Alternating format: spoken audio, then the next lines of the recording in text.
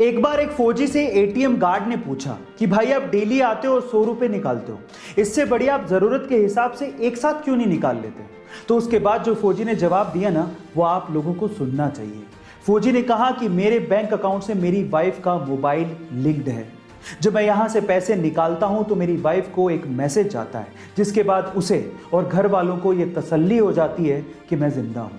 Guys, फौजियों की भावनाओं को समझिए। वो सिर्फ हमारे लिए और देश की रक्षा करने के लिए ऐसी जगहों पर ऐसी कंडीशंस में रहते हैं। तो आज हमारे सब फौजी भाइयों के लिए एक सैल्यूट तो बनता है। क्रिकेट टीम के सभी खिलाड़ियों के हेलमेट के ऊपर बीसीसीआई लोगों के साथ में तिरंगा झंडा भी लगा हुआ होता है, लेकिन एमएसडी यानी कि महेंद्र सिंह धोनी के हेलमेट के ऊपर तिरंगा झंडा आपको देखने को नहीं मिलेगा। क्या इसके पीछे का रीजन आप जानते हैं? चलिए मैं आपको बताता हूं। एमएसडी बल्लेबाज के साथ साथ विकेट कीपर भी हैं और विकेट कीपर को कभी कभी विकेट कीपिंग करते टाइम हेलमेट को जमीन पर रखना पड़ता है। और आपकी जानकारी के लिए मैं आपको बता दूं कि राष्ट्रीय ध्वज संहिता के अनुसार तिरंगे झंडे को जमीन पर रखना अपमान कहलाता है और हमारे तिरंगे झंडे का अपमान ना हो, इसी वजह से महेंद्र सिंह धोनी ने अपने हेलमेट पे तिरंगे झंडे को लगाना बंद कर दिया। गाइस, क्या इसके पहले तक इफेक्ट आप जानते थे? और अगर नहीं जानते थे तो चैट सेक्शन में जरूर लिखिएगा। ब्लड ग्रुप्स के बारे में तो जरूर सुना होगा। Blood group A, blood group B, ये बड़े कॉमन ब्लड ग्रुप्स हैं जो कि अमूमन आपको बहुत सारे लोगों में मिल जाएगा। लेकिन इस दुनिया में एक ब्लड ग्रुप ऐसा भी है जो कि पूरी ही दुनिया में मात्र 43 यानी कि 43 लोगों में ही पाया जाता है। ओह माय गॉड, इसे rarest of the rare blood group भी कहा जाता है।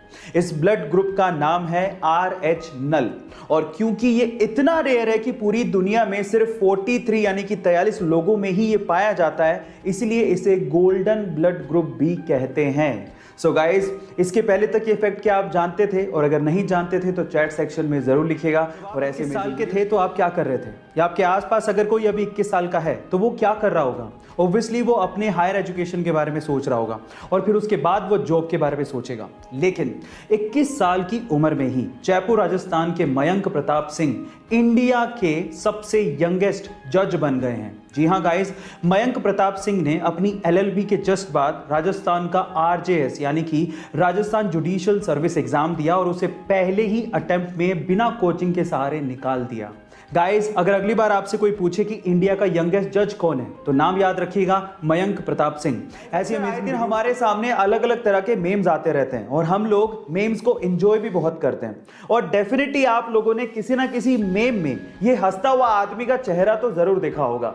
पर मेरा सवाल ये है कि ये हंसता हुआ आदमी का चेहरा क्या एक्चुअली ये एक स्केच है या फिर एक ओरिजिनल आदमी की फोटो है? क्या आप ये बात जानते हैं? चलिए मैं आपको बताता हूं। ये एक्चुअली कोई स्केच नहीं है, बल्कि ये एक ओरिजिनल आदमी की फोटो है। कौन है ये आदमी? मैं आपको बताता हूं। ये एक चाइनीज बास्केटबॉल एग्जीक्यूटिव है और बहुत ही फेमस बास्केटबॉल प्लेयर भी रह चुके हैं। इनका नाम है याओ मिंग।